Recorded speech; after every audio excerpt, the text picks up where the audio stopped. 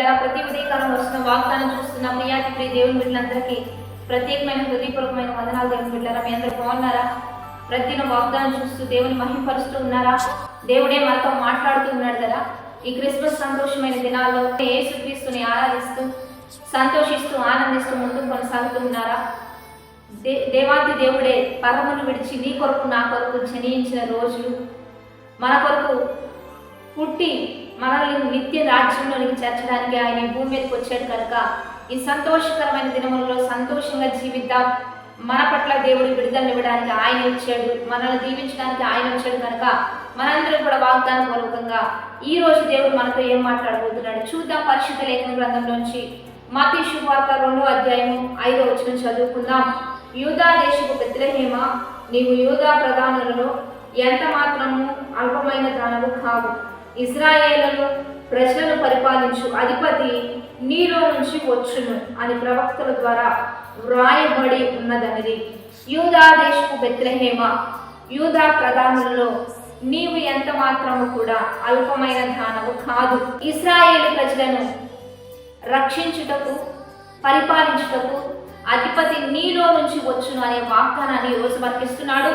ఈ వాగ్దానం చూస్తున్న దేవుని బిడ్డలారా, మీరు దేవుని జనాంగంగా దేవుని ప్రజలుగా ఈ లోకంలో మీరెంత మాత్రం కూడా అల్పమైన వారు కారు.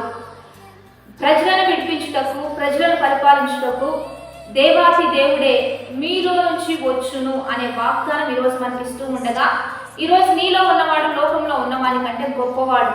ఎవరైతే నాలో ఉంటారో వాని అందు నేను ఉంటానన్నారు అని దేవుడే సెలవిచ్చాడు కనుక మనందరం దేవుల్లో ఉంటున్నాం. మనతో దేవుడు ఉన్నాడు, మనలో దేవుడు ఉంటూ ఉన్నాడు. యేసుక్రీస్తు ప్రభు వచ్చి అనేక మందిని రక్షించేసి భయంకరమైన బలియాగమే వెళ్ళిపోయాడు.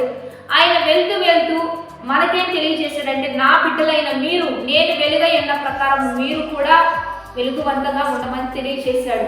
నేను జయించిన మీదట నా బిడ్డలైతే మీరు కూడా జయించమని దేవుడు తెలియజేశాడు కనుక ఈరోజు దేవుని కొరకు ప్రకాశిస్తున్నావా, లేకపోతే దారి తప్పిపోయిన నక్షత్రం వలె ఉంటున్నావా? ఒకసారి పరీక్షించుకుందాం.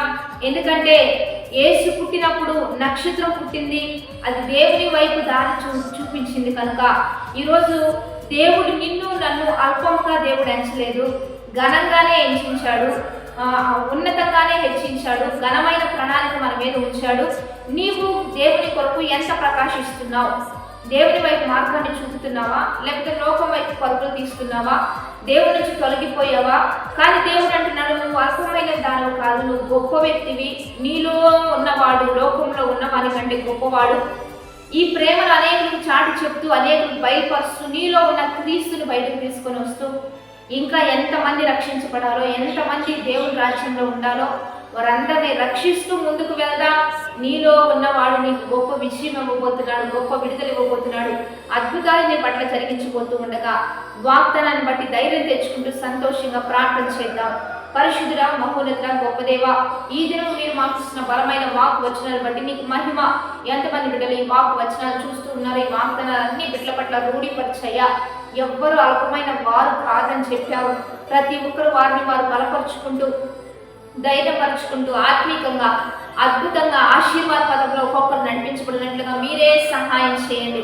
వారిలో నుంచి మీరు బయటికి రావాలి, అనేకులు ఆకర్షించబడాలి, అనేకులు క్రీస్తు ప్రేమకు యుద్ధకు వస్తూ అనేక రీతులుగా ఆశీర్వాద కారకంగా మీరు మార్చయ్యా. ఒక్కొక్కరిని లేవనెత్తండి, మీ చేతులతో హెచ్చింపు చేయండి, మీ చేతులతో ఆశీర్వదిస్తూ ఈ క్రిస్మస్ సంతోషాన్ని అనేకులు చాటి చెప్పు వారిగా లేవనెత్తమని ఈరోజు బర్త్డేస్ మ్యారేజ్ డే జరుగుతున్న వారికి దీవెనలు శుభములు ప్రకటిస్తూ నీ నామ మహిమార్థంగా ముందు కొనసాగించమని ప్రభువైన యేసుక్రీస్తు నామం పేరిట అడిగి వేడుకొని ప్రార్థిస్తూ నామ గొప్ప తండ్రి, ఆమేన్. కాబట్టి దేవుని బిడ్డలారా, మంచిగా లైక్, షేర్, కామెంట్ చేస్తూ దేవుని స్తుతిద్దాం. రెండోదిగా ఉదయకాలపు ఆరాధనలు, క్రిస్మస్ ఆరాధనలు జరుగుతున్నాయి. 4:30 నుంచి 5:30 వరకు మీరు అందరూ కలుసుకోండి. మనందరం కలిసి దేవుని నామాన్ని మహిమపరుద్దాం. ఆమేన్.